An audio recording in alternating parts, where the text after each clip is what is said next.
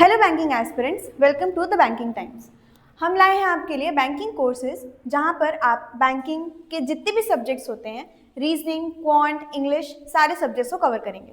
ठीक है, हमारे बैंकिंग के कोर्स जो होते हैं वो सारे बैंकिंग एग्जाम्स और इंश्योरेंस एग्जाम को टारगेट करते हैं, जैसे कि IBPS PO, IBPS clerk, IBPS RRB PO, IBPS RRB clerk, SBI PO, SBI clerk, LIC AO, LIC ADO, NIACL AO, GICAO और UIICAO, NICL AO और OICL AO। ठीक है, ये सारे के सारे बैंकिंग एग्जाम्स हैं और सारे के सारे इंश्योरेंस एग्जाम्स हैं जिनके बारे में आप तैयारी करोगे, आप बैंकिंग एग्जाम की जितनी भी तैयारी है। ठीक है, एक कोर्स है ये जो आपको सारे के सारे सब्जेक्ट्स को कवर करने वाला है। आपको कहीं और कोई सब्सक्रिप्शन की जरूरत नहीं पड़ेगी। आप सारी टेस्ट सीरीज, सारी वॉच लिस्ट जो भी है हमारी, वो यही प्लेलिस्ट में आपको मिल जाएगी। ठीक है, आज जो है वो क्लास, वो फाउंडेशन क्लास है इंग्लिश का। हमारे पास रीजनिंग की क्लास और क्वांट की क्लास भी अवेलेबल रहेगी कुछ दिनों में। आज की जो क्लास रहेगी वो आपके लिए सिर्फ बेसिक, जो हम आई थिंक 8th क्लास तक इंग्लिश जो पढ़ते हैं उसके बारे में होगी। ठीक है, 8th क्लास की इंग्लिश में बेसिक जो पार्ट्स ऑफ स्पीच होता है, नरेशन होता है, जो कुछ भी होता है, वो सारा कुछ आज हम कवर करेंगे इन वन क्लास। ठीक है, हमारे जो क्लासेस हैं वो ऑफलाइन अवेलेबल है अंबिकापुर में, इमली पेड़ के सामने, ये एड्रेस है हमारा। ठीक है, आप अगर ऑफलाइन पढ़ना चाहते हैं तो आपके लिए ज़्यादा बेनिफिशियल होता है, क्योंकि इंटरैक्टिव क्लासेस जो होती हैं वो ज़्यादा बेनिफिट करती हैं। बट ऑनलाइन क्लासेस में भी अगर आप ज़्यादा प्रेफर करते हैं तो हमारे पास प्लेलिस्ट हमारी अवेलेबल रहेगी। ठीक है, नेक्स्ट थिंग क्या है हमारे पास, हम लोग 120 रूल्स ऑफ ग्रामर कवर करने वाले हैं इस प्लेलिस्ट में। 120 रूल्स ऑफ ग्रामर ऐसे एक एक करके हम लोग कवर नहीं करने वाले हैं। I think 20 rules at once ज़्यादा बेटर रहेगा हमारे लिए।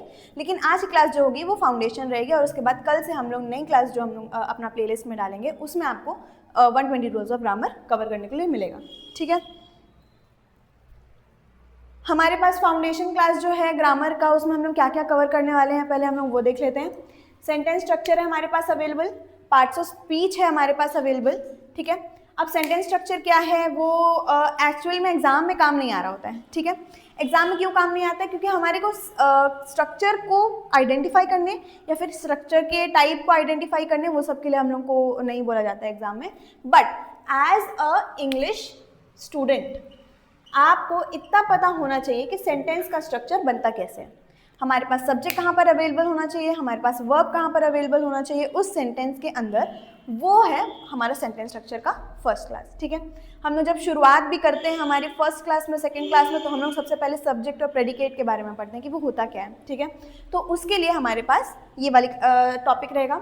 नेक्स्ट हमारे पास पार्ट्स ऑफ स्पीच, जिसके बिना सेंटेंस का एरर निकालना आई डोंट थिंक कहीं से भी पॉसिबल है।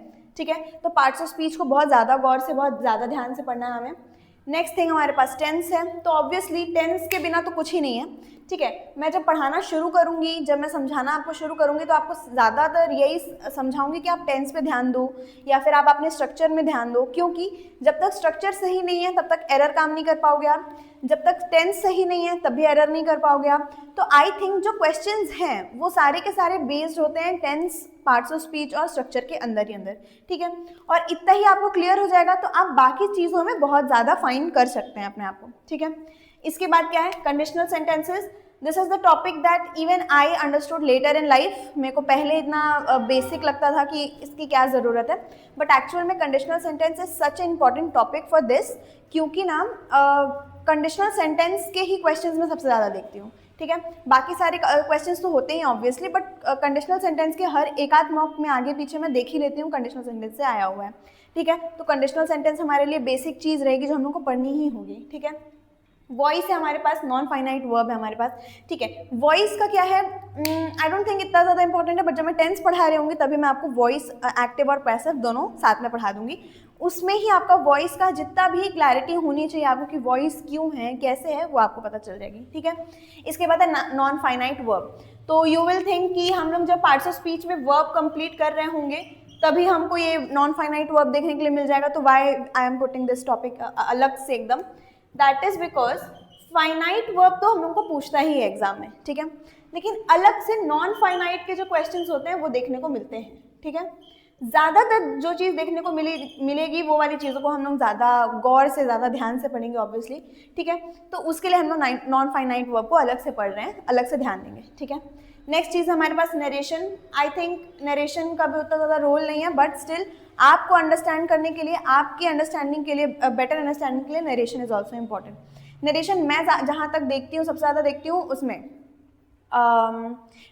कौन से क्वेश्चंस होते हैं वो जिसमें हम लोग एरर फाइंड कर रहे होते हैं और हमारे पास एपोस्ट्रोफी एस और ये वो जब डला हुआ था ना, तो उसमें डबल इन्वर्टेड कॉमा वाले क्वेश्चंस भी रहते हैं to confuse the apostrophe s, ठीक है। तो उस सब चीज़ में मैं नरेशन बहुत देखती हूँ, ठीक है। सेंटेंस इंप्रूवमेंट में भी बहुत देखती हूँ, सेंटेंस इंप्रूवमेंट में भी नरेशन के बारे में बहुत कुछ पूछता है, ठीक है।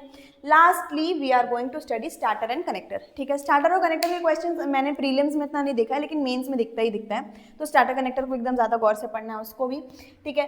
SBI के एग्जाम्स हो, IBPS PO के एग्जाम्स हो, उसमें स्टार्टर कनेक्टर बहुत देखने के लिए मिलेगा, ठीक है। और अगर ज़्यादातर एग्जाम्स की तैयारी कोई करता है तो RRB की भी करता है, तो RRB के प्री के क्वेश्चंस में तो नहीं, प्री में तो इंग्लिश होता ही नहीं है, लेकिन मेंस के टाइम पे आपको स्टार्टर कनेक्टर के क्वेश्चंस मिलेंगे ही, तो यू विल अंडरस्टैंड इतनी सारी चीज़ें जो है हमारे ग्रामर फाउंडेशन में, दैट इज़ द पूरा सार, पूरा जो समराइज करके हम लोग इंग्लिश का लेंगे उसके अंदर आएगा, ठीक है। अब एक एक करके एक एक टॉपिक को हम लोग समझेंगे कि कौन सा टॉपिक में क्या चीज़ हमारे लिए इंपॉर्टेंट है, और ध्यान से देखोगे तो समझ में आ जाएगा।